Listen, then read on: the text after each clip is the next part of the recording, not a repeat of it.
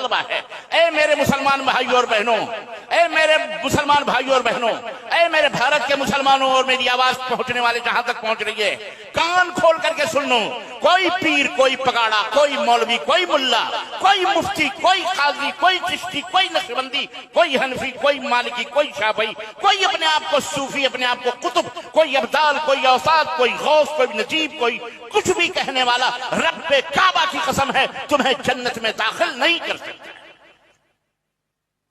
تم سب سے بڑے نمازی کیوں نہ ہو جاؤ، تم سب سے بڑے روزے دار کیوں نہ ہو جاؤ، تم سب سے بڑے حج کرنے والے کیوں نہ ہو جاؤ، تم سب سے بڑے اللہ اور اس کے رسول سے محبت کرنے والے نہ ہو جاؤ، جب تک کلمہ توحید کے تقاضوں کو پورا نہیں کرو گے، رب دو جہاں کی قسم ہے تمہیں جنت نصیب نہیں ہو سکتی ہے۔ یہ اساس ہے، یہ بنیاد ہے، اور تقوی اور پرہیزگاری کی پہلی سیڑھی ہے۔ یہیں فیل ہو تو دوسری تیسری وہاں تو خیر بدرجہ کتنا بھی اچھا کر لو کوئی فائدہ، انٹری تمہاری کمی کی، انٹری ہی فیل ہے۔ اس لیے کسی مولوی ملا کی باتوں میں نہ ہو، اور سنو یہ بھی آپ غور سے کان کھول کر کے سن لو،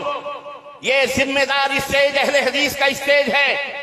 میں آپ حضرات کو بڑی ذمہ داری سے یہ بات بتلا دینا چاہتا ہوں، اس اسٹیج سے کوئی آواز اٹھے گی، کوئی صدا اٹھے گی، کوئی میسج، کوئی پیغام اگر امت مسلمہ کے نام جائے گا تو وہ یا تو رب کا قرآن ہوگا یا محمد الرسول اللہ صلی اللہ علیہ وسلم کا فرمان ہوگا انشاءاللہ تبارک و تعالی۔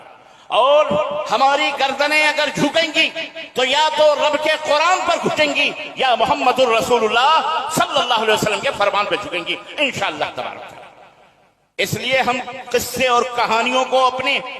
اپنا دین نہیں سمجھتے، جو جھوٹے موٹے جھوٹی کرامتیں، جھوٹے قصے اور کہانیاں بتا بتا کر اپنے الو سیدھے کیے جاتے ہیں اور اپنے مذہبوں میں۔ اس لیے اس قرب و جوار میں میری آواز پہنچنے والے پہنچائی جائے، پوری بھارت میں پہنچ رہے اللہ کے فضل و کرم سے۔ سننے والوں سنو، یہ میسج ہے، یہ پیغام ہے کہ کلمہ لا الہ الا اللہ، اللہ کے سوا کوئی معبود برحق نہیں ہے، اللہ کے سوا کوئی معبود برحق نہیں ہے۔ یہ اسلام کا سب سے پہلا بھی کلام ہے اور آخری بھی کلام ہے۔ جس طرح پہلا کلام ہے لا الہ الا اللہ پڑھے بغیر کوئی آدمی اسلام میں داخل نہیں ہو سکتا، اسی طرح آخری من کان آخر کلامہ، اول بھی یہی ہے آخر بھی یہی ہے۔ ہمیں نبی نے بتایا آخری کلام بھی توحید ہے۔